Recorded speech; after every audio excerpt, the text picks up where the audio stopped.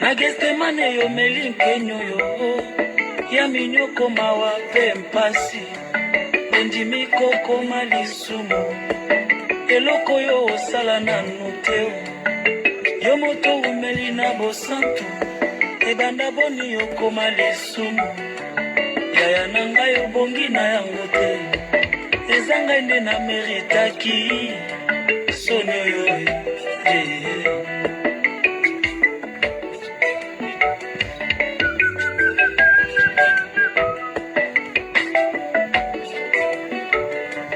nakanisi nzele kulusu yango mpo nini bato ebele boye basangeli moto se moko asali bango nini ye tala mosusu akamati soyi ya ebele na monoko na ye asopi yango sene elongi oyo ya mwana na mbate oyo amesana koseka oyo amesana kolimisa yaya na ngai obongi na yango te eza ngai nde na meritaki soni oyo.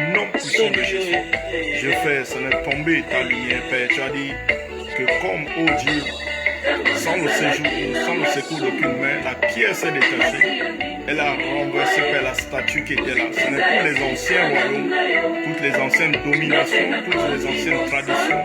Dans le nom puissant de Jésus, ce soir, la parole renverse les principautés, la parole ébranle l'enfer, la parole détruit tous ceux qui tenaient captifs, Seigneur Dieu Père, des cœurs et des vies, et que les hommes soient libérés dans le nom puissant de Jésus, je prie.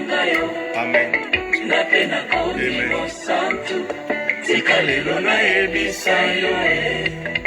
Oh Jésus, es pour moi.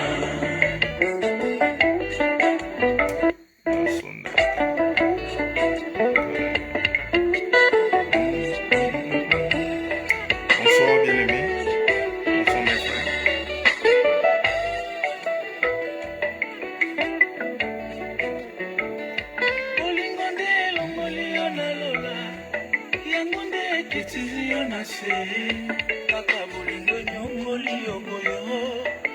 Et tu es mort en nom de l'amour.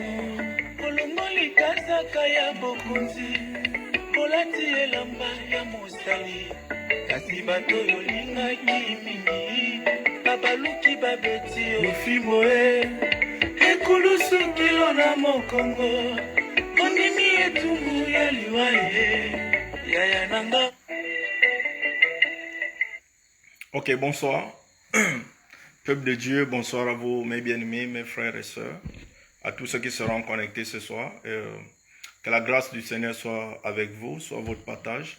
Ce soir encore, on va partager la parole de Dieu. On va passer des temps extraordinaires dans la présence de Dieu, à écouter le conseil divin, ce que le Seigneur nous dit. Comme je l'ai promis vendredi ou jeudi, je devais faire un live. Je devais faire un live ce soir. La révolte des forgerons, c'est le titre que j'ai donné, 2 points. La source d'incrédulisation des masses mondiales.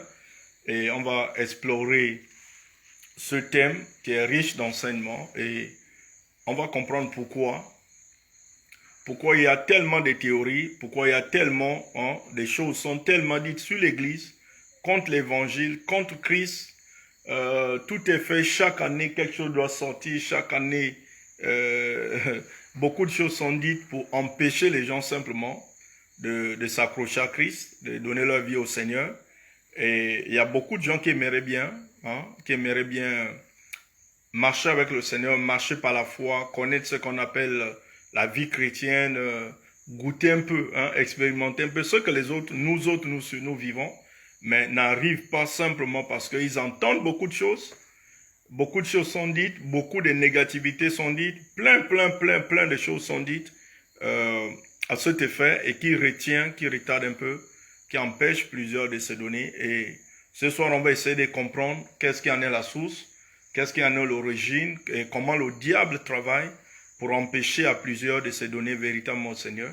Et si jusqu'aujourd'hui, Tu as peut-être toujours eu le désir d'aller à l'église, tu as toujours voulu donner ta vie au Seigneur et tu sens, tu écoutes beaucoup de choses qui sont dites. Sache que l'ennemi, hein, le diable a mis en place des stratégies, il a mis en place des théories, il a mis en place, il a conçu un plan, hein, il a mis en place toute une organisation qui a pour objectif, pour but, de t'empêcher de marcher avec Jésus, de t'empêcher de connaître Dieu, de t'empêcher de retrouver le chemin, de t'empêcher hein, d'expérimenter ce que nous autres, nous expérimentons avec Dieu. Donc, je vais rapidement épingler ici des passages que je ne pouvais pas mettre sur le titre. Et je vais commencer. Je prie que le Seigneur me fasse la grâce juste de rester là peut-être hein, une demi-heure par la grâce de Dieu. Ce serait vraiment extraordinaire. Une demi-heure, ça me suffira. 45 minutes, c'est vraiment mon désir, mon soupir, que nous puissions rester là, pas très longtemps, pas très longtemps. Voilà, pas très longtemps. Donc, je veux coller rapidement quelques versets, quelques passages ici, et on va avancer. On va avancer dans ce que le Seigneur m'a mis à cœur de partager avec vous ce soir. Voilà, donnez-moi une minute pour le faire. Une minute pour le faire, rapidement.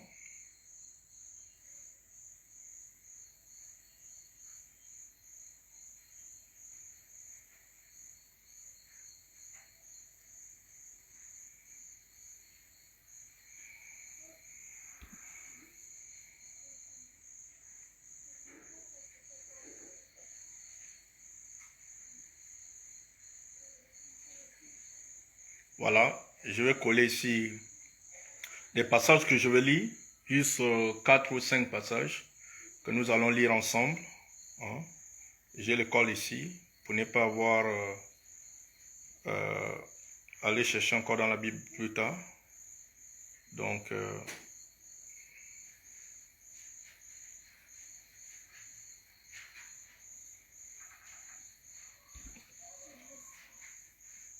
voilà.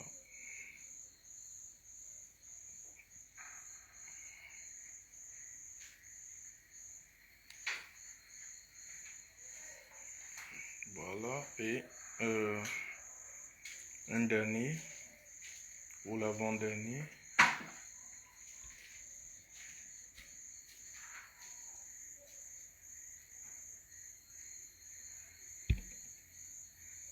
Amina, lelele, Amina, lelele, Amina, lelele, Amina, lelele, Amina, lelele, Amina, lelele, Amina, lelele,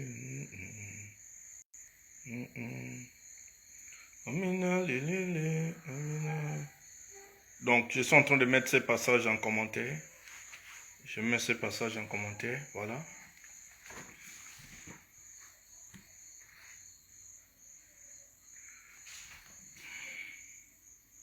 Voilà, je vais lire le premier passage pour commencer, hein, que le Seigneur me fasse la grâce de ne pas durer.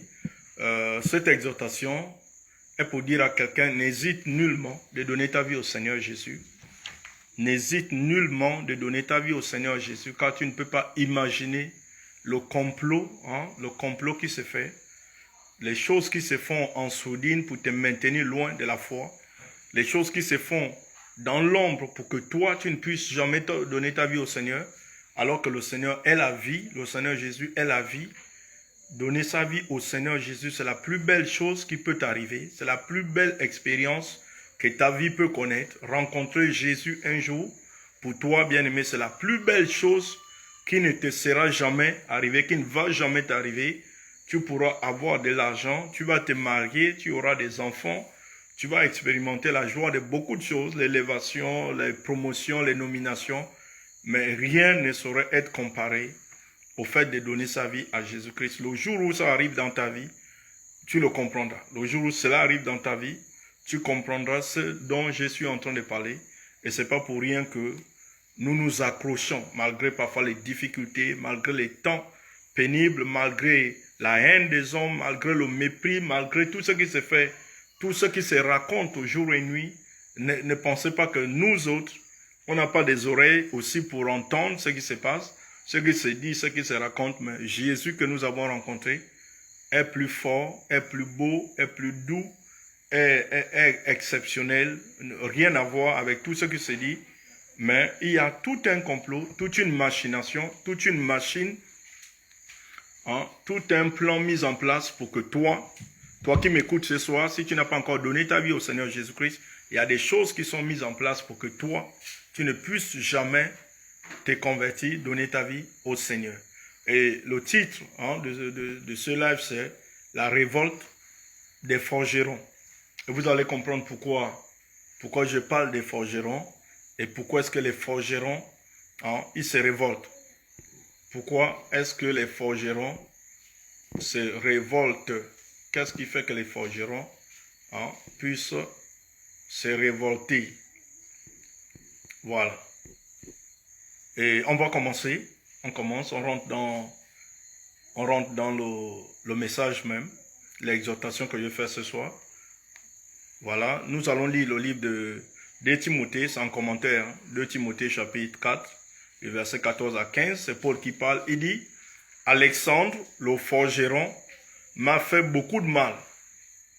C'est Paul qui parle, l'apôtre Paul. Il dit, Alexandre le forgeron m'a fait beaucoup de mal. Le Seigneur lui rendra selon ses œuvres. Et il donne le conseil à Timothée, son fils, dans la foi, garde-toi aussi de lui, car il s'est fortement opposé à nos paroles. Alexandre le forgeron a fait beaucoup de tort à l'apôtre Paul.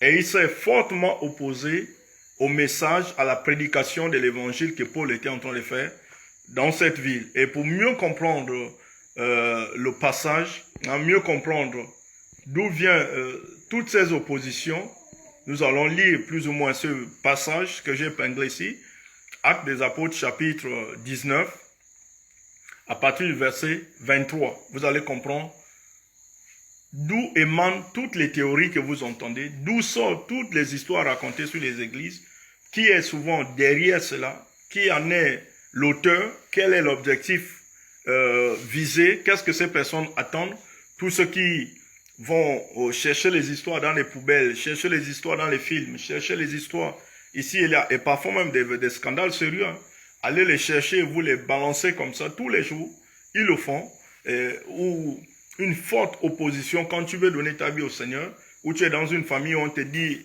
carrément que tu ne dois jamais te convertir, tu n'as pas le droit, tu es peut-être initié dans quelque chose, tu es dans un cercle initiatique, tu es dans le bouti, tu es dans le njobi, tu es dans la franc-maçonnerie, tu es dans la, je ne sais pas dans quelle autre chose à laquelle tu crois, à laquelle tu as adhéré, et puis tu sens cette grande opposition, et tu entends toutes les théories possibles concernant l'évangile, concernant le Christ, concernant Jésus-Christ, concernant son Église, tout ce qui se dit, au-delà de l'aspect intellectuel, au-delà de l'aspect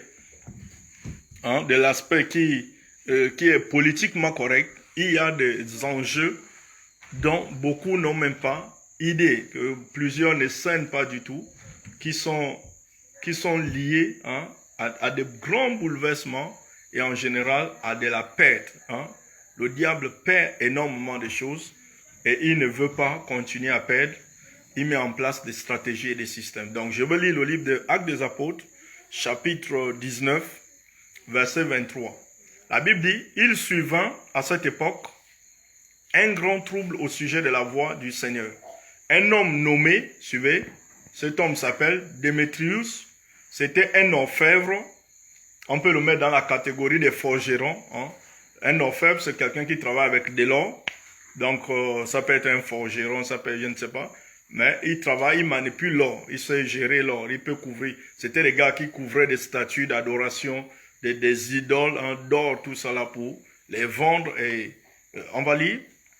Un homme nommé Démétrius, orfèvre, fabriquait en argent des temples de Diane. Diane était une idole, une grande idole, adorée dans la zone d'Éphèse, et procurait à ses ouvriers un gain considérable. Donc ce monsieur était un orfèvre, fabriquait il fabriquait en argent des temples de Diane et procurait à ses ouvriers un gain considérable. Il les rassembla. Donc, le monsieur était un peu comme un gangabouti, vous imaginez, ou même quelqu'un qui est dans le Njobi, ou un franc-maçon qui avait basé son business dans l'adoration des idoles. Le monsieur avait eu un business de vente des idoles, des statues, des statuettes, de cette idole, et le commerce donc de ces statues en or, en argent, procurait un gain énorme à son entreprise, à son business. Donc derrière ce business de boutique, de njobi, de ceci, de franc-maçonnerie, d'occultisme, il gagnait énormément d'argent. Il gagnait énormément d'argent.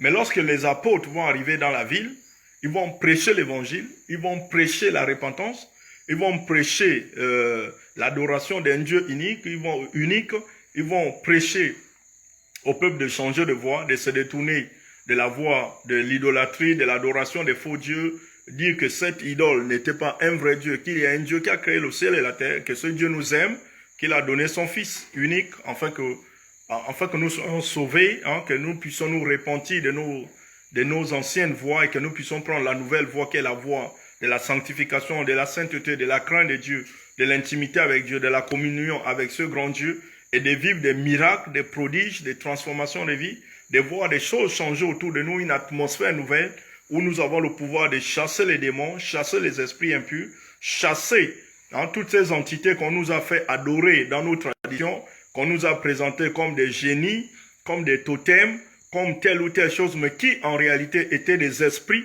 que nous prenaient en otage, qui sont des démons au service du diable, pour asservir l'humanité, pour asservir l'homme, pour les rendre malheureux. Hein. Toutes ces choses que nous étions en train d'adorer, eh bien, c'était un commerce, un business qui procurait beaucoup d'argent, beaucoup d'entrées à un monsieur appelé Démétrius, avec ses ouvriers. Donc, un nommé Démétrius, orfèvre fabriqué en argent, les temples de Diane et procurait à ses ouvriers un gain considérable. Il les rassembla avec ceux du même métier et il dit, ô hommes, vous savez que notre bien-être dépend de cette industrie. Et vous voyez et entendez que non seulement à Éphèse, mais dans presque toute l'Asie, ce Paul a persuadé et détourné une foule de gens en disant que les dieux faits de mains d'hommes ne sont pas des dieux. Le danger qui en résulte, ce n'est pas seulement que notre industrie ne tombe en discrédit, c'est encore que le temple de la grande déesse Diane ne soit tenu pour rien, et même que la majesté de celle qui est vénérée dans toute l'Asie et dans le monde entier ne soit réduite en néant. Ces paroles, les ayant remplies de colère, ils se mirent à crier, grande est la Diane des Éphésiens.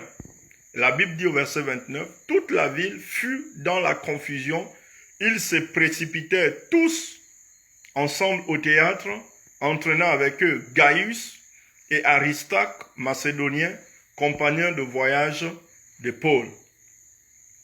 Donc, qu'est-ce qui va motiver la révolte?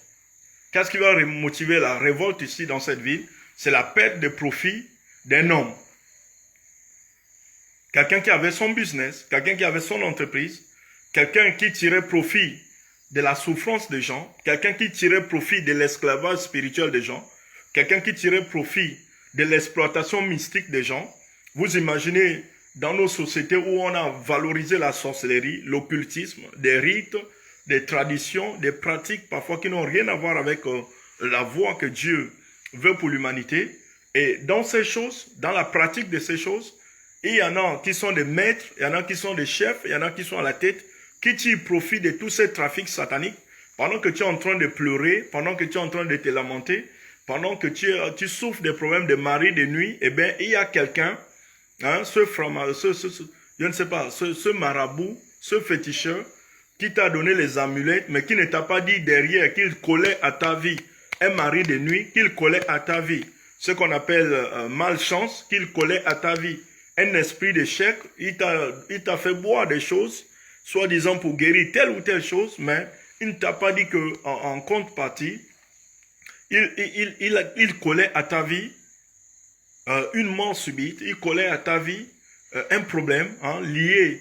Il vendait toute ta postérité, vendait tous tes enfants, exposait ton avenir au diable, aux ténèbres. Eh bien, ce monsieur qui tire profit depuis un temps, c'est un commerçant du diable, c'est un commerçant. Il est assis dans son temple de boutique avec sa cithare, il est assis dans son temple de mouiri, il ou elle est assis, elle vous initie, vous, avec un langage intelligent, intellectuel, que ce sont nos traditions, ce sont nos rites, il faut les suivre, c'est la voie que les papas, les pères nous ont laissée, mais derrière, il y a des trafics sataniques, il y a des trafics occultes, les gens sont liés à des choses, à des serpents, à des entités, à des maris de nuit, comme je disais, à des femmes de nuit, à des choses qui les réduisent en esclavage spirituellement, liées parfois à des perversions, parce qu'il y a des traditions liées à la sexualité, à l'impudicité.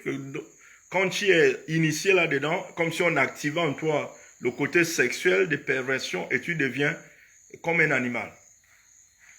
Et donc, il y avait ce monsieur qui était Démétrius. On peut le prendre comme un chef initiatique, comme un prêtre de vaudou, un prêtre de bouti, un prêtre dans une quelconque pratique traditionnelle que vous connaissez. Donc, lorsque l'évangile est rentré dans cette ville, Démétrius était en mal, véritablement.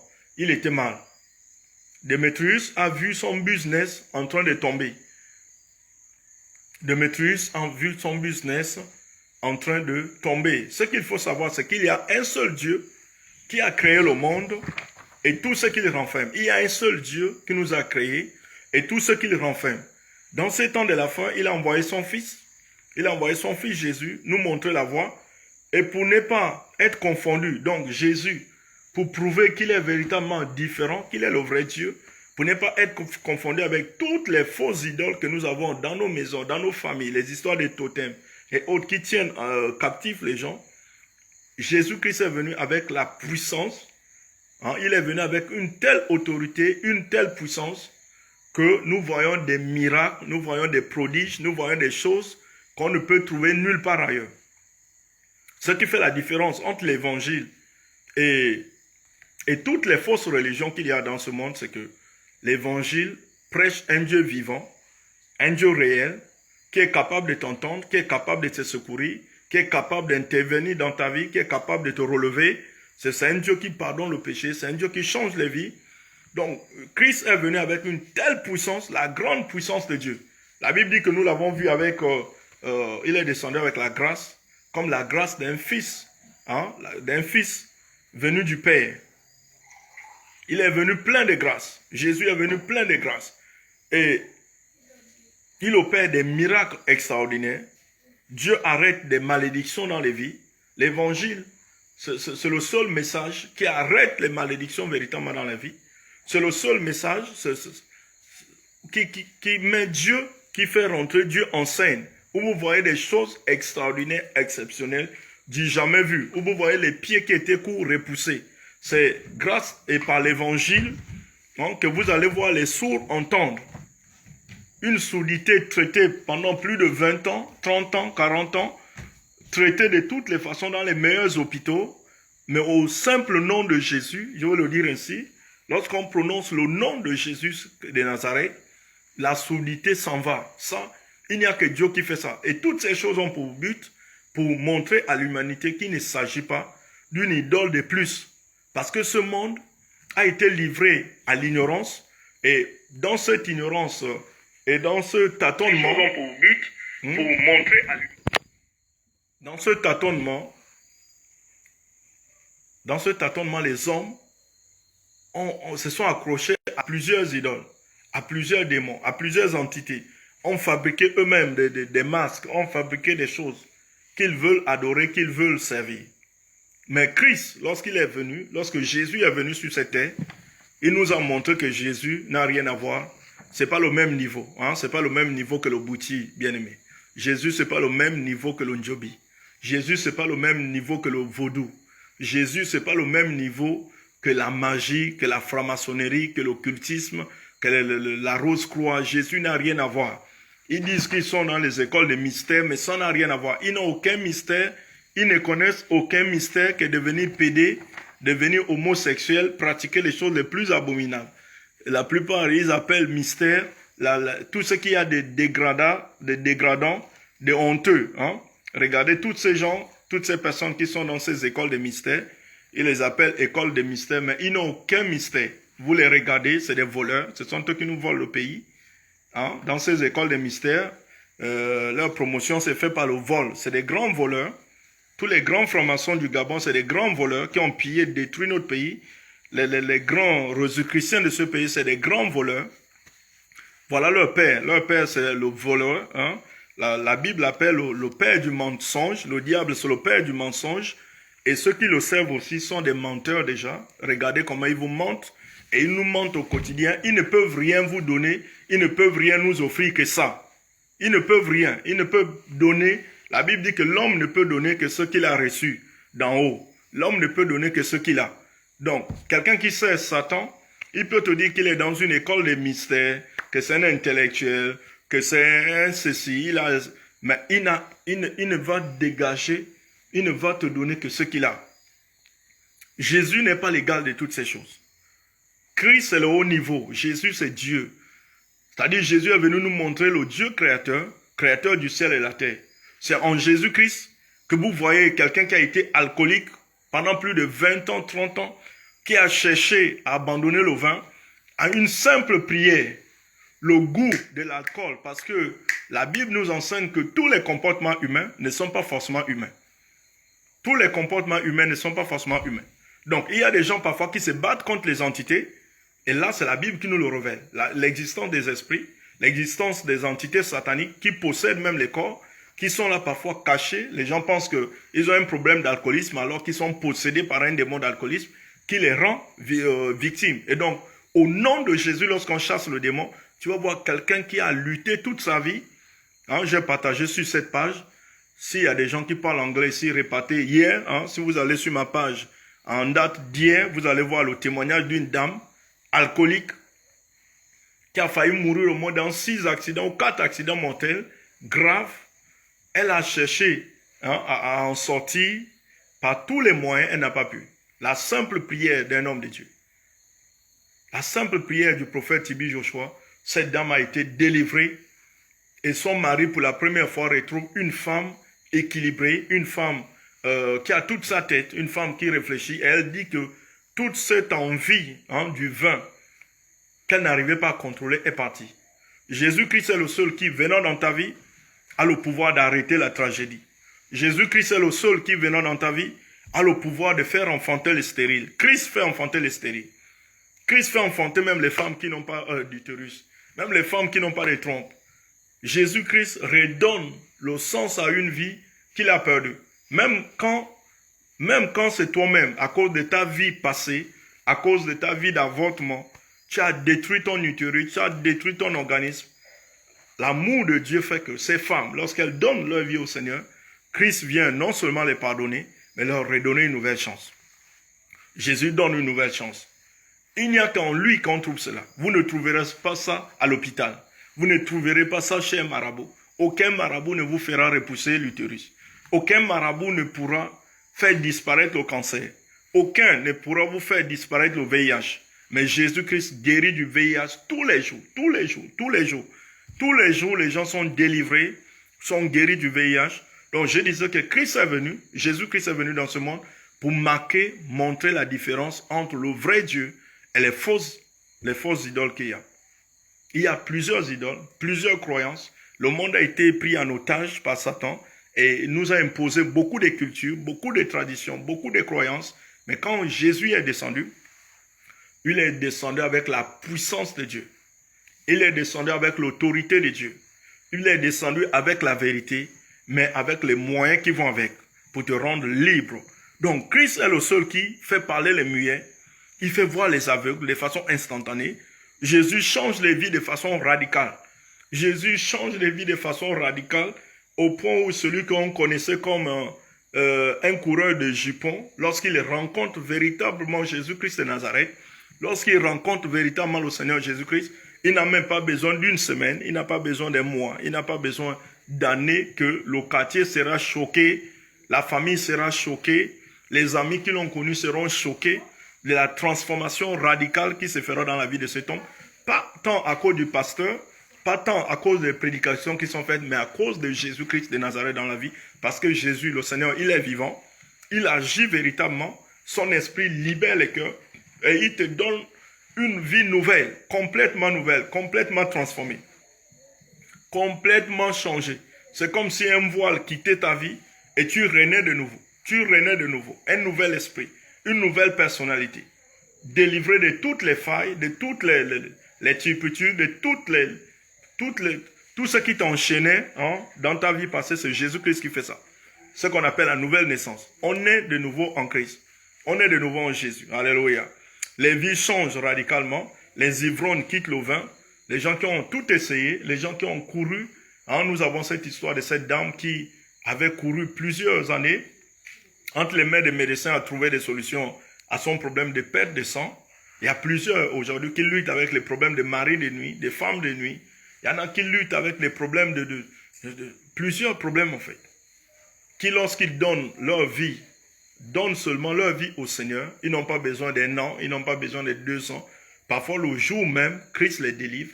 Jésus-Christ change leur vie, change complètement leur destinée. Et c'est ça que le Seigneur fait pour nous montrer que nous sommes sur la seule vraie voie, la voie du salut. Amen. Amen.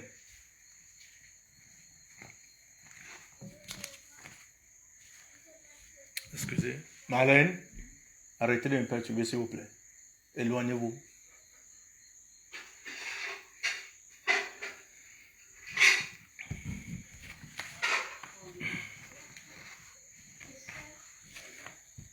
Donc, c'est ça. Lorsque le Seigneur vient dans la vie de quelqu'un, il transforme radicalement ta vie. Et en recevant Jésus, ces foules quittent les choses qui procuraient plaisir au grand nombre. Des choses qui procuraient du plaisir, qui procuraient, des revenus. Lorsque tu donnes ta vie au Seigneur Jésus-Christ, tu ne peux pas imaginer les trafics qui s'arrêtent dans ta vie. Parce que tant que tu es mondain, il y a des gens qui jouent avec ta vie. Tant que tu es dans les ténèbres, il y a des gens qui jouent avec ta vie. Il y a des gens qui trafiquent ta vie. Quand tu n'as pas Jésus-Christ dans ta vie, n'importe qui peut rentrer dans ta vie faire des jeux. Pendant que tu dors, tu ne comprends pas pourquoi tes études. Il y a des gens, il y a des familles où les parents ne comprennent pas pourquoi tous les enfants abandonnent l'école. Ils ne comprennent pas pourquoi est-ce que personne ne veut apprendre. Pendant qu'ils se posent juste les questions, se fâchent contre les enfants, veulent les taper, ils ne comprennent pas qu'il y a des trafiquants derrière. Il y a des gens qui sont en train de jouer dans l'ombre. Comme on dit au quartier, il y a des gens qui jouent avec la photo des enfants. Voilà, qui tirent profit. Les gens à qui Satan donne beaucoup d'argent, le diable les récompense énormément parce qu'ils sont en train de jouer avec tes enfants. Pendant que ta carrière est bloquée, ta situation reste figée, où une femme n'arrive pas à se marier, elle n'arrive pas à trouver un mari, bien que belle, elle est dans les maisons, mais elle a l'impression qu'on la maltraite toujours. Elle ne comprend pas les trafics sataniques. Il y a quelqu'un qui est en train de jouer avec sa vie. Et ces personnes se battront à ce que tu ne rencontres pas Jésus. Parce que tant que tu ne connais pas Jésus, ils continueront à trafiquer de ta vie. Tant que tu ne connais pas le Seigneur Jésus, ils continueront à piétiner tes nuits. Tant que tu n'es pas en Jésus-Christ de Nazareth, ils continueront à faire de toi le fou, la folle, l'insensé, celui qui détruit de ses propres mains.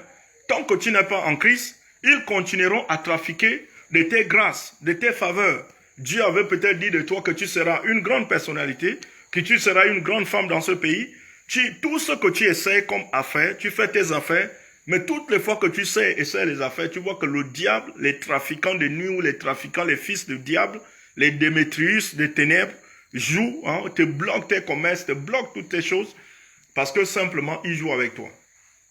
Ce sont ces orfèvres qui tirent profit de ta misère, qui tirent profit, et ça, ils ne sont pas forcément les humains, même les esprits, les démons.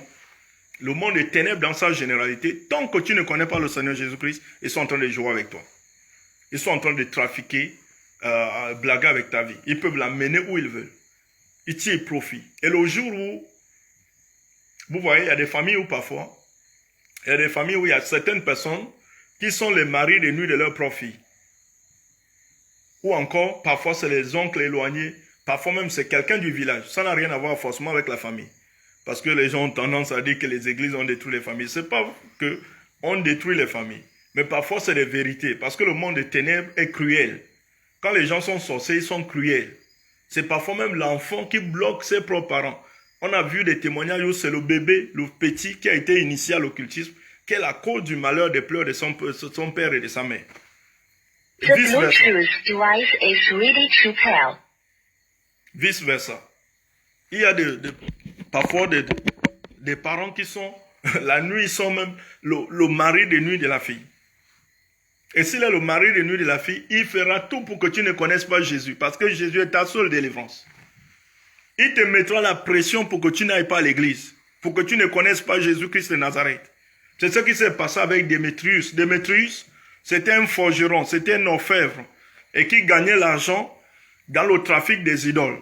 Son argent rentrait tant qu'il pouvait vendre ses idoles, tant qu'il pouvait maintenir les gens dans la captivité, tant qu'il pouvait te maintenir, garder ta vie dans l'esclavage et tirer profit au maximum, eh bien, il était content. Mais lorsque Paul est venu prêcher l'évangile à ces personnes et qu'elles ont commencé à abandonner l'adoration des idoles, sorti de l'emprise de Démétrius, Démétrius a vu que ses gains étaient en train de tomber.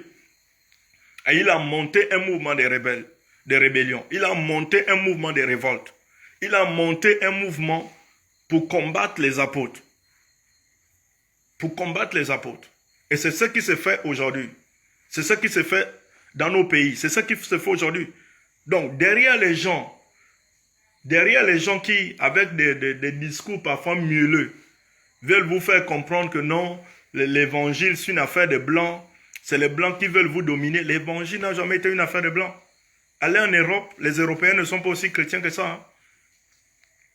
Les Européens ne sont pas aussi chrétiens que ça. Les Français ne sont pas chrétiens. Hein, à un grand pourcentage. Allez chercher. Faites vos études. Hein. Jésus-Christ n'est pas européen. Jésus-Christ il était juif. Et juif pourquoi? Parce que les juifs adorent Dieu depuis des millénaires. Les juifs connaissent Dieu depuis les millénaires. Et même l'histoire est quand même honnête pour reconnaître que les juifs sont le seul peuple monothéiste de l'histoire. Les juifs sont le peuple monothéiste. Ils étaient monothéistes parce que Dieu s'est révélé à leur grand-père pour dire, toi tu vas me servir, toi et ta postérité, et plus tard je vais sauver l'humanité grâce à ta postérité. Donc, toutes les nations du monde seront bénies en toi, en ta postérité. Et donc, quand Jésus-Christ arrive, il accomplit parfaitement cette prophétie. Il n'est pas européen, il n'est pas français, il n'est pas... Ceux qui vous ont colonisé n'étaient pas des juifs. Jésus était juif, il est mort en Israël, crucifié à Jérusalem. Et nous avons vu les apôtres prêcher l'évangile. Ils n'ont jamais colonisé personne, ils n'ont jamais dominé personne. Si plus tard, les Européens ont récupéré la Bible pour en faire ce qu'ils veulent, c'est comme n'importe qui peut récupérer un drone, récupérer un téléphone, récupérer un habit pour faire une bombe et tuer les gens. Ça n'a rien à voir avec la parole de Dieu. Ça n'a rien à voir avec l'évangile. Nulle part dans la Bible, vous n'allez voir Jésus-Christ dire « allez coloniser, allez dominer, allez maltraiter un peuple ». Nulle part. Donc, toutes ces théories ont pour objectif de vous détourner de l'essentiel. Toutes les théories, non, il faut garder sa culture, il faut garder sa tradition. Dans nos traditions, il y a des choses qui donnent droit au diable. Ce n'est pas tout dans nos cultures, dans nos traditions qu'il faut garder. Je l'ai déjà dit, il faut garder ce qui est bon. Par exemple, même à l'église, on chante nos louanges avec les rythmes. Nous connaissons, un bon Africain, c'est celui qui sait respecter les aînés, qui connaît le partage. Il y a plein de valeurs africaines en nous, la communauté, la société, le fait d'être ensemble, de garder parfois les enfants de la nièce, du neveu, les oncles. On n'a pas cet éloignement ou cet individualisme un peu comme les Européens vivent. C'est ça, garder sa culture. C'est ça, garder sa culture. Mais vouloir te maintenir dans l'adoration des idoles, alors que tu connais Dieu, Dieu est venu te délivrer.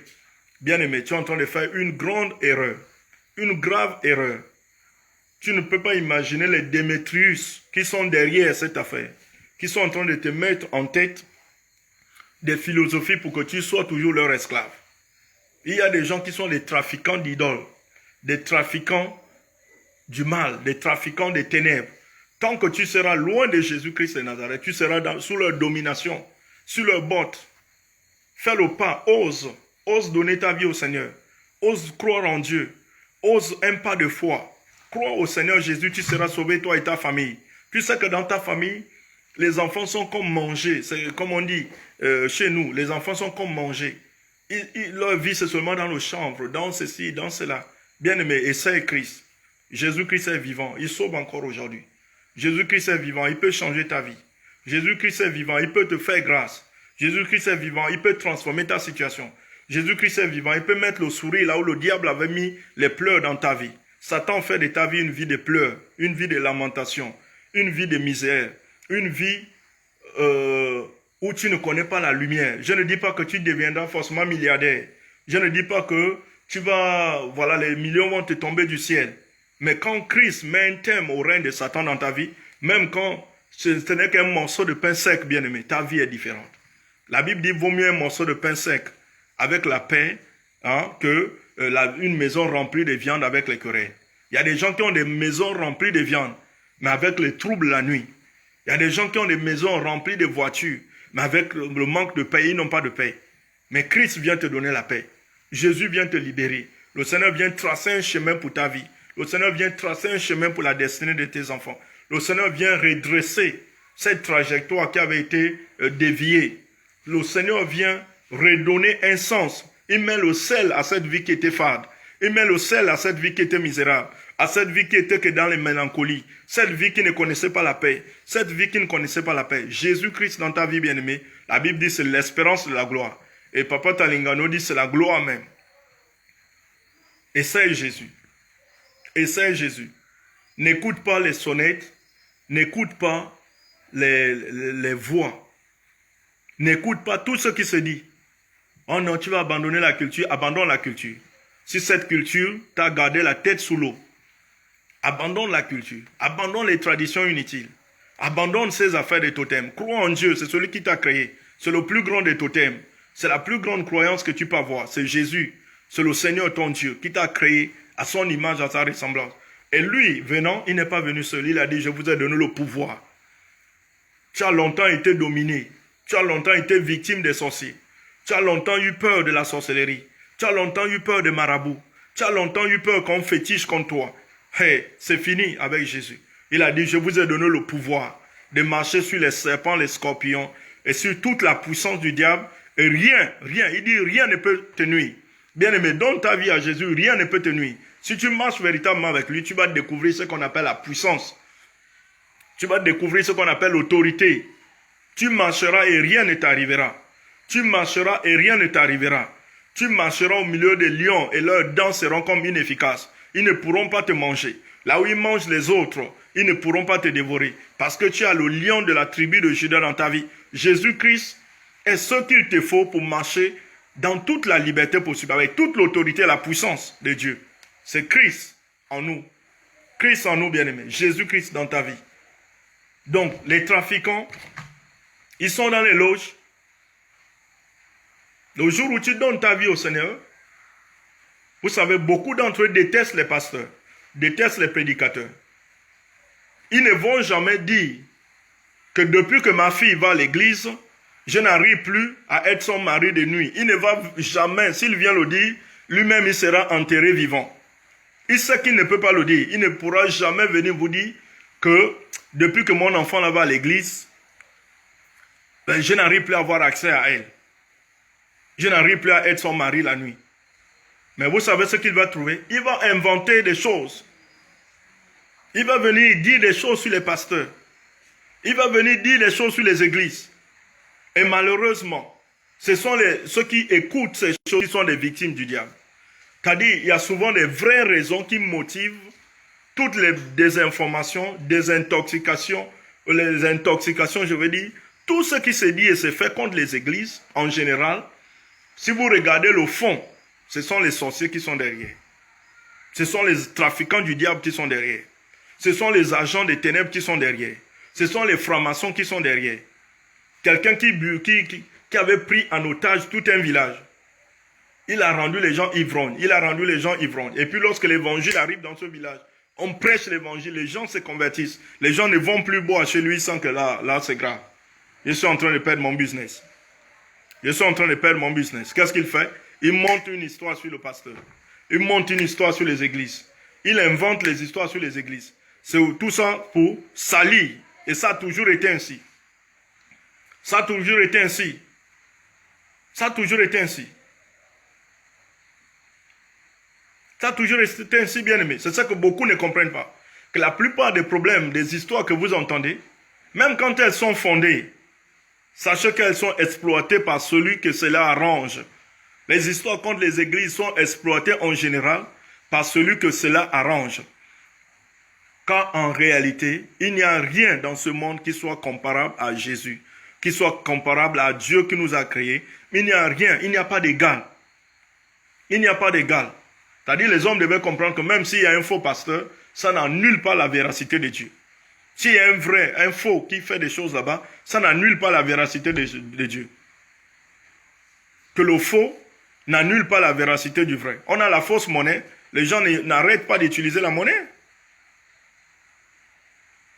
On a des faux médecins qu'on met en prison, mais ça n'empêche pas qu'il y a des vrais médecins. Il y a des gynécologues, des faux, ça n'empêche pas qu'il y ait des vrais. Il y a des juges corrompus, il y a des policiers corrompus, ça n'empêche pas qu'il y ait des vrais. Mais vous amenez à croire que tous les hommes de Dieu sont des corrompus, que tous les hommes de Dieu sont là pour exploiter l'argent, que tous les hommes de Dieu sont là. L'objectif du diable, c'est de continuer à te trafiquer. Tu es la proie idéale quand tu te mets en tête de telles idées. Quand tu t'éloignes de la puissance que Dieu t'a donnée pour vaincre Satan, parce que ton véritable ennemi dans ce monde, c'est le monde des ténèbres. C'est le diable et ses agents, qui sont des grands trafiquants, qui sont spécialistes pour faire pleurer les gens, spécialistes pour tuer les gens par accident, spécialistes pour coller à la vie des gens des maladies où vous allez à l'hôpital, pas des diagnostics. Ils sont des spécialistes de la misère, spécialistes des blocages. Vous connaissez tous, vous savez de quoi je parle. Beaucoup d'entre nous, nous sommes africains. On prend tes cheveux, on amène sur le marabout qui est spécialiste, trafiquant. Il bloque ta vie. Toi qui étais censé te marier, on te colle quelque chose. On sait que tu as une nouvelle maison, on te colle, on te lance un fusil nocturne. On sait que tu veux construire, tu veux faire telle chose avec telle, qu'est-ce qu'elle veut montrer, on te balance quelque chose. Il y a des trafiquants qui sont des agents des ténèbres. Et ils tirent profit de l'ignorance des gens. Et tous leurs sorts et leurs choses ne fonctionnent que sur ceux qui ne connaissent pas le Seigneur Jésus. Ceux qui n'ont pas Dieu dans leur vie. Mais si tu donnes ta vie au Seigneur Jésus, tu n'auras plus besoin d'avoir peur. Tu n'auras plus besoin d'amulettes. Tu n'auras plus besoin d'une protection sur ton corps. Tu n'as plus besoin que quelqu'un te protège. Si Dieu est pour nous, qui sera contre nous? Bien aimé, c'est cette exhortation que j'ai voulu faire ce soir. Pour te dire, donne ta vie au Seigneur sans hésiter. N'écoute pas tout ce qui se dit là. Le diable a un objectif dedans. Satan est derrière. Satan est derrière. Alléluia. Je vais lire un autre passage. Vous pouvez regarder les commentaires. Vous allez voir, j'ai épinglé des passages bibliques. Vous regardez les commentaires, j'ai mis les passages bibliques qui vous parlent un peu de ce type de situation où les ennemis de Jésus, après un miracle, après quelque chose que Dieu a fait, viennent inventer une histoire, planifient quelque chose pour contrarier ce que Dieu a fait, pour que le grand nombre ne puisse pas croire. Jean chapitre 12 au verset 9. Une grande multitude de Juifs apprit que Jésus était à Béthanie. Et ils y vinrent, non pas seulement à cause de lui, mais aussi pour voir Lazare. Jésus en fait venait de ressusciter Lazare. Lazare était mort depuis plus de 4 jours. Lazare est resté dans la tombe 4 jours. Et Jésus-Christ, comme je vous ai dit, c'est le Dieu Tout-Puissant qui vient montrer la différence avec toutes les fausses idoles que l'homme, l'humanité a longtemps servi. Il ressuscite Lazare. Il sent déjà 4 jours. Le miracle s'opère. Lazare sort de la tombe vivant. et il continuait à vivre à Béthanie. Et donc, le fait que Lazare soit vivant à Béthanie crée le buzz, si on peut dire ça ainsi. Donc, les gens viennent de partout pour voir Lazare. Ils partent de toutes les villes pour voir ce qui s'est passé et être un peu informés de la situation, le voir de leurs propres yeux. La Bible dit une grande multitude de Juifs apprit que Jésus était à Béthanie et ils y vinrent, ils sont venus. Non pas seulement à cause de lui, Jésus, mais aussi pour voir Lazare qu'il avait ressuscité des morts. Et le verset 10, vous entendez, les principaux sacrificateurs. Donc, ceux que le système antichrist, le système contre Jésus arrangeait, parce qu'eux, ils étaient opposés à Jésus-Christ. Et dans nos maisons, dans nos familles, dans nos villages, dans nos pays, il y a des principaux sacrificateurs qui sont diamétralement opposés à ce que Dieu fait.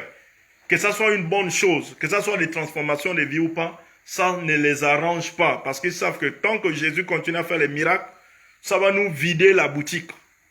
Les gens vont nous quitter pour suivre Jésus. Verset 10, les principaux sacrificateurs délibérèrent de faire mourir aussi Lazare. Vous entendez ça? Vous entendez ça?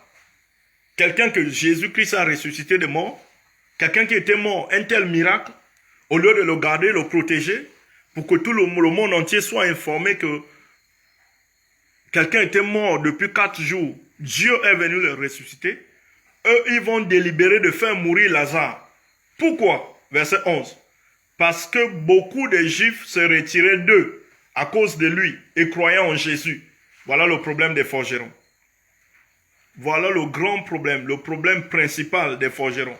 Le problème principal des sorciers et des magiciens.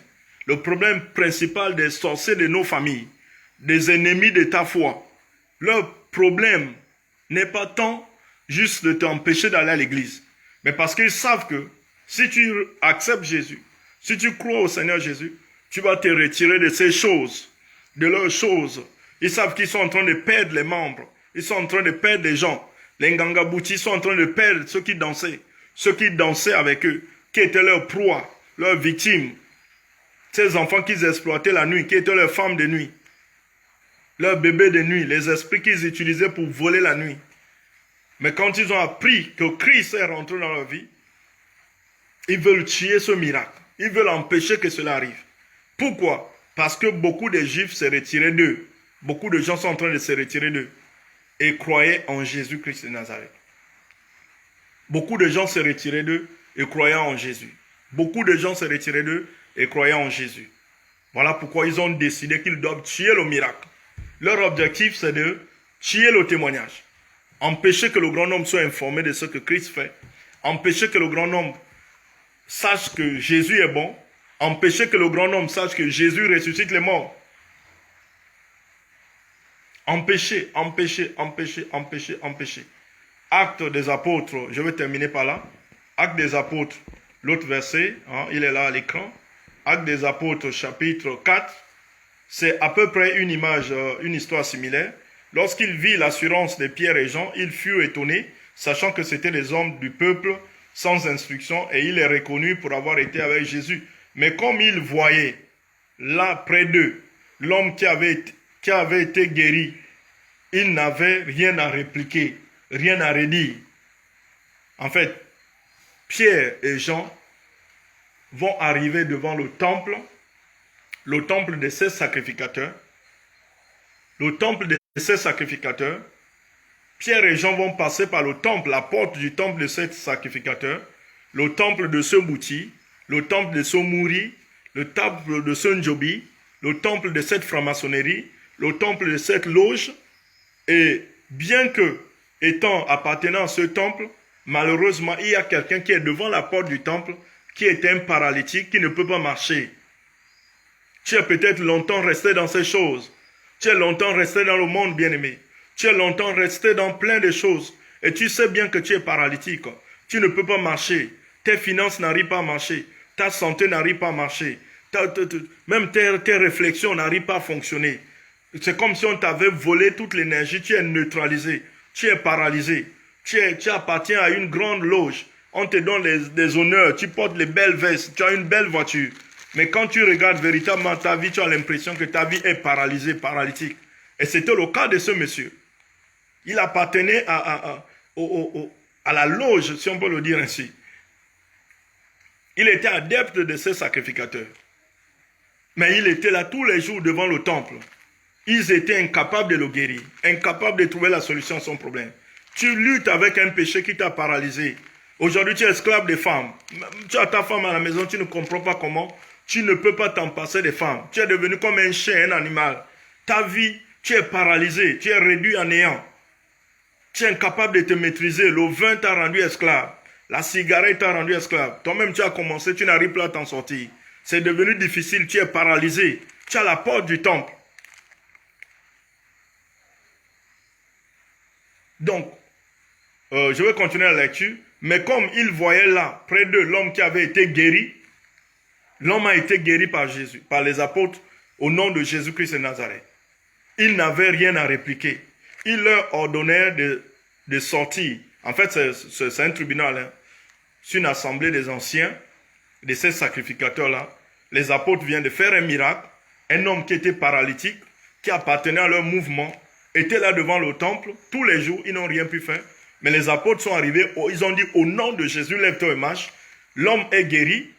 Au lieu qu'il ne se réjouisse, au lieu qu'il n'acclame Dieu, au lieu qu'il ne soit content de ce qu'un homme a été guéri de la paralysie, hein, dans nos familles, au lieu qu'ils se réjouissent de ce que tu as retrouvé la lumière, tu as retrouvé le salut, ils vont te faire les problèmes parce que tu as reçu Jésus-Christ, parce que tu as été guéri en Christ, parce que tu as été délivré du péché.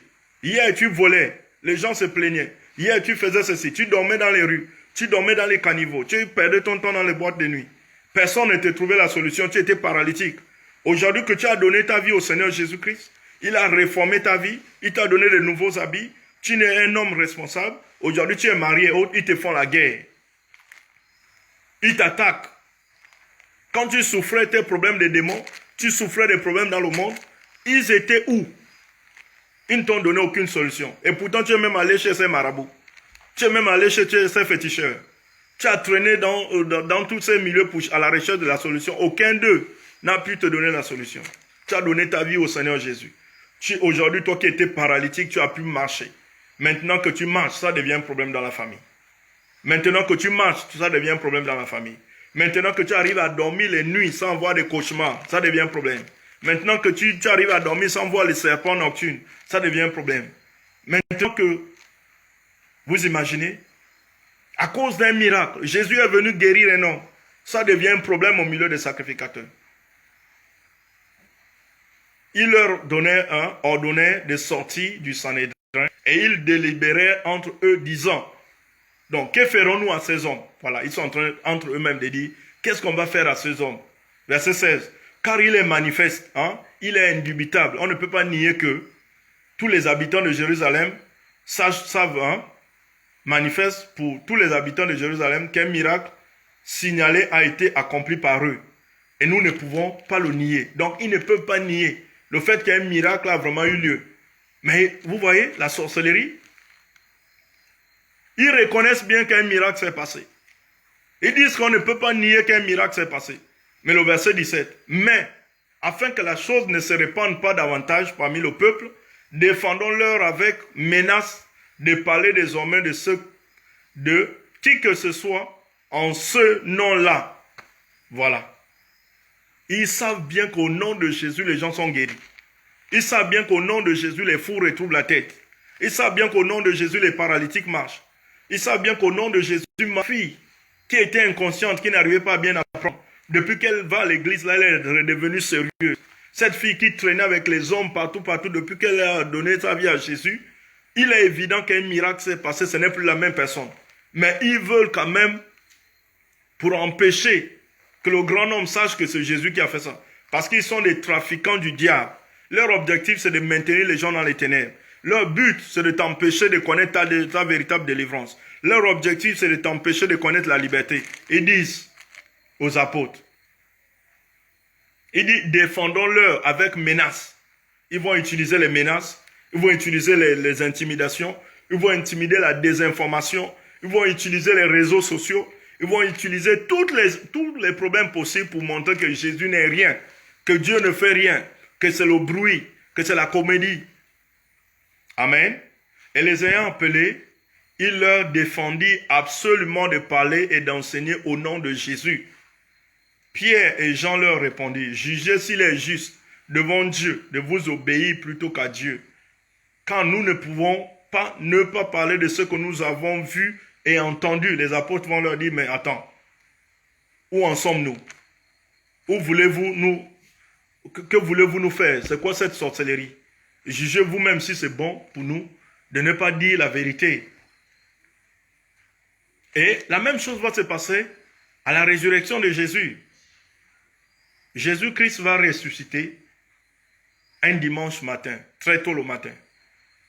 Et les sorciers là, ces sorciers, ces satanistes, ces fils du diable, ont mis les soldats à la tombe pour dire à Hérode que cet imposteur que Jésus avait dit qu'il va ressusciter, bon, mettons les soldats là pour que ces disciples ne viennent pas voler son corps et puis ils vont mentir, hein. Ils vont nous inventer une histoire que Jésus-Christ est ressuscité. Ils vont mettre leurs soldats. C'était l'occasion, vous savez, Dieu fait bien les choses. Quand le diable croit qu'il est intelligent, Dieu utilise son intelligence là pour le confondre lui-même. Dieu utilise son intelligence pour le confondre lui-même. Quand tu te prends pour un intelligent devant Dieu, Dieu va utiliser ton intelligence diabolique pour te confondre toi-même. C'est dans ton intelligence là où tu vas te fourvoyer, où tu vas te faire mal. Amen. Et c'était l'occasion rêvée de Dieu pour prouver à tout ce monde que Jésus-Christ était la vérité. Parce que s'ils n'avaient pas mis leur garde, ils n'auraient jamais eu le témoignage que le type est vraiment ressuscité. S'ils n'avaient pas mis les gardes à la tombe, ils n'auraient jamais su que le Seigneur est vraiment ressuscité, que c'était vraiment le Fils de Dieu. Mais ils ont mis leur garde pour vouloir empêcher aux apôtres de venir voler le corps. Parce que pour eux, quand Jésus parle de la résurrection, eux, ils pensent qu'il va venir, les apôtres vont venir voler le corps pour mentir au monde que Jésus est ressuscité. Et ils vont placer leur garde. Malheureusement pour les soldats, les anges vont descendre avec puissance, un ange va descendre, un tremblement de terre, Jésus va ressusciter. La Bible dit que les soldats vont tomber comme morts. Ils vont tomber comme morts. Et ils vont courir auprès des sacrificateurs qui les ont envoyés pour dire l'affaire là c'est sérieux. Jésus est vraiment ressuscité. Ce n'était pas le mensonge. Un miracle s'est passé à la tombe. Un ange est descendu. Jésus est sorti de la tombe. Qu'est-ce qu'on fait? Qu'est-ce qu'on fait? C'est dans Matthieu 28 que j'ai mis ici. Matthieu 28. Vous pouvez lire en commentaire. Ils vont donner l'argent aux soldats pour dire allez raconter que ses disciples sont vraiment venus voler son corps. Vous avez mis les soldats pour empêcher aux disciples de voler le corps. Comment vous allez encore donner l'argent aux soldats pour aller raconter que les disciples sont venus voler le corps? Par quel chemin ils sont passés pour venir voler le corps? Voilà ce que le diable fait. Voilà ce que les sorciers font. Voici ce que les satanistes font. En fait, le but de mon intervention ce soir était de dire à quelqu'un, fais beaucoup attention à ce que tu écoutes. Tu ne sais pas toujours pourquoi celui qui parle. Tu vois juste quelqu'un qui vient se plaindre de l'église. Tu vois juste quelqu'un qui vient se plaindre de Christ. Tu vois juste quelqu'un qui vient insulter les pasteurs. Tu vois juste quelqu'un qui vient vous raconter les histoires sur les églises. Mais tu ne connais pas au fond ce qui le motive. Tu ne sais pas au fond ce qu'il a perdu dans l'ombre. La plupart ont perdu des choses. Il a perdu des femmes de nuit. Il a perdu des maris de nuit. Il a perdu des esclaves. Il a perdu des gens qu'il manipulait. Il a perdu des enfants qu'il mangeait. Il a perdu des âmes qu'il dévorait. Mais depuis que les personnes ont donné leur vie au Seigneur, il n'a plus la même mise sur eux. Il est énervé. Il est frustré. Son commerce est en train de tomber. D'où il fait une campagne pour salir l'église, pour salir le nom de Christ. Nous qui sommes chrétiens, nous savons qu'il y a des bandits dans nos églises. Il y a des assemblées qui ne sont pas des églises. Nous savons qu'il y a des faux frères. Même la Bible en parle. Il y a des faux frères, des faux pasteurs. Et ça, c'est le bon sens qui peut t'amener à le comprendre. Tu n'as même pas besoin d'être spirituel pour voir que quelqu'un c'est un bandit. Est-ce qu'on a besoin d'être spirituel pour voir que quelqu'un c'est un bandit? Quand tu viens à l'église, quelqu'un commence à te caresser les seins. Tu ne vois pas que c'est un bandit. Tu as besoin du Saint-Esprit pour te dire, sors de cette église, c'est un bandit. La Bible dit clairement qu'on a reçu gratuitement, on ne paye pas. Tu viens, quelqu'un te fait payer les choses. Est-ce que tu as besoin de prier? Pas. Donc, c'est pas parce qu'il y aurait des faux, c'est pas parce qu'il y aurait un bandit que l'évangile, que toi, tu vas te détourner de la voie du Seigneur. Le Seigneur est l'unique chance que tu as. Le Seigneur est l'unique grâce que tu as dans ce monde. Le Seigneur est le seul bâton de salut que tu as dans ce monde. Le Seigneur est la bouée de sauvetage que tu es. C'est le seul qui te rend puissant. Aucune loge ne te rendra puissant. Toutes les loges feront de toi un esclave du diable. Jésus te donne le pouvoir de marcher sur les serpents et les scorpions. Il te rend indépendant. C'est Jésus qui change ta vie. C'est Jésus qui change ta mentalité. C'est Christ qui renouvelle ton âme. C'est le Seigneur qui pardonne tes péchés. Il te guérit lorsque tu es malade. Si tu as des situations vraiment qui étaient bloquées, compliquées, le Seigneur est capable de les changer. Certains, il va les changer en un clin d'œil. D'autres, il peut les changer en 2 ans, 3 ans, 4 ans. Il a demandé à Naaman de plonger 7 fois. Donc, il y a des maladies que le Seigneur peut guérir en un clin d'œil comme ça. Parfois, avec certaines personnes, il peut décider de t'amener dans un processus de foi, de te faire attendre même 1 semaine, 2 semaines, 1 an. Mais ce qui est sûr, c'est que Dieu sera de ton côté. Le Seigneur est de ton côté. Le Seigneur est de ton côté. Parfois, tu auras besoin de plonger 7 fois, de prier 7 fois, de prier 1000 fois, de prier 500 fois, de prier 100 fois. D'autres encore en un clin d'œil, il le fera. D'autres après 1 semaine. Mais ce qui est sûr, c'est que Dieu est de ton côté. Ne te laisse pas distraire par des sorciers. Ne te laisse pas distraire par des sorciers.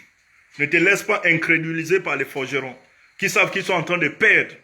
C'est des vrais sorciers qui sont en train de perdre. Ils sont en train de perdre.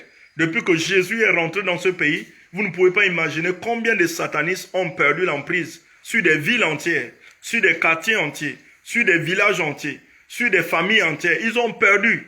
Et ils savent que ça vient de l'église. Le problème, quand ils n'avaient pas d'église dans leur village, ils volaient la nuit comme ils voulaient, ils mangeaient qu'ils voulaient. Depuis qu'il y a une église dans leur village, ça les dérange, ça les empêche de fonctionner. Et ils montent les histoires. Ils vous entraînent dans l'incrédulité. Et beaucoup sont des victimes de cette campagne d'intoxication. Je suis venu te dire, Jésus-Christ est ton secours bien-aimé. Jésus est ton salut. Jésus-Christ est le Fils de Dieu venu pour toi.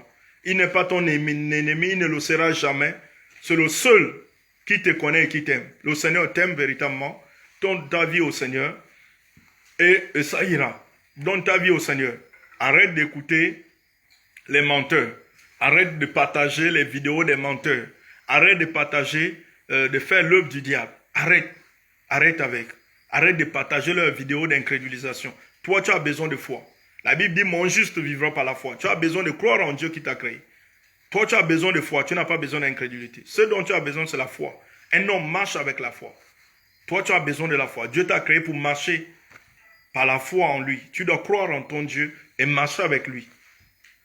Et le Seigneur Jésus-Christ dit, pour conclure, dans Jean chapitre 11, il dit, crois et tu verras la gloire de Dieu. La gloire de Dieu est ton partage. Crois seulement, tu verras la gloire de Dieu. Tu verras la gloire de Dieu pour toi. Tu verras la gloire de Dieu pour tes enfants. Tu verras la gloire de Dieu pour ton foyer.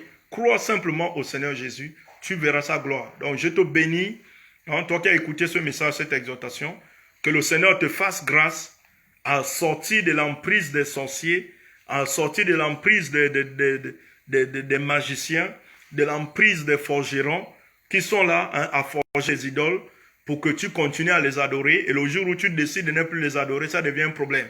Ça devient un problème parce qu'ils sont en train de perdre en trafic. Le diable ne les récompense plus. Ils n'ont plus l'argent depuis qu'ils n'arrivent plus à manger, à te sucer la nuit, à te lécher la nuit, à te manger la nuit, à piétiner ton corps la nuit. Depuis qu'ils n'ont plus accès à ton corps, ils sont dans le trouble. Voilà pourquoi ils inventent les problèmes. Donc, toutes les histoires contre les églises ne sont pas seulement juste une affaire de scandale dans les églises. Non, c'est parce que l'église est une grande force spirituelle. L'église rend les hommes puissants, très puissants. L'église rend les hommes très puissants, très puissants. L'église sort les gens de l'emprise de Satan. L'église sort les gens de l'emprise de la sorcellerie. L'église enseigne les gens comment sortir de la domination satanique. Voilà pourquoi Satan invente beaucoup de choses. Lui et ses agents, ils inventent beaucoup de théories pour vous éloigner de la foi en Christ. Donc, que le Seigneur vous bénisse. Si vous avez écouté ce message, partagez-le, partagez. partagez à vos frères, partagez à vos sœurs. Le salut est aussi pour vous. Hein? Le salut est aussi pour vous. La délivrance est aussi pour vous. La protection aussi pour toi et ta famille. La guérison aussi pour toi. Tu as besoin de restauration. Tu as besoin de la main de Dieu. Tu as besoin du Seigneur. Et si tu veux donner ta vie au Seigneur, je vais te conduire dans une petite prière. C'est juste un guide, c'est des orientations. Mais toi-même, tu peux parler à Dieu. C'est lui qui t'a créé, il t'aime. Répète après moi, Seigneur Jésus, j'ai écouté ta parole. Je te demande pardon, car je me reconnais avoir fait cette campagne. Je me reconnais avoir répété ces choses. Je me reconnais être révolté contre toi. Je ne savais pas ce que je faisais. Seigneur, pardonne mon ignorance. Pardonne mon iniquité. Et ce soir, je te reçois dans ma vie comme mon Seigneur et mon Sauveur. Oui, Seigneur, j'ai été victime des trafiquants de nuit. J'ai été victime des trafiquants de chances. J'ai été victime des trafiquants qui ont bloqué ma vie, qui ont bloqué mon commerce, qui ont bloqué ma santé, qui ont bloqué mes enfants, qui ont ruiné ma vie, qui m'ont fait pleurer, Seigneur. Libère ma vie. Seigneur, sois mon Seigneur et mon Maître. Je te reçois ce soir au nom puissant de Jésus de Nazareth. Fais de moi ton fils et je vais te suivre, Seigneur. Donne-moi la force de marcher avec toi. Donne-moi la force de marcher par la foi. Dans le nom de Jésus, j'ai prié. Amen.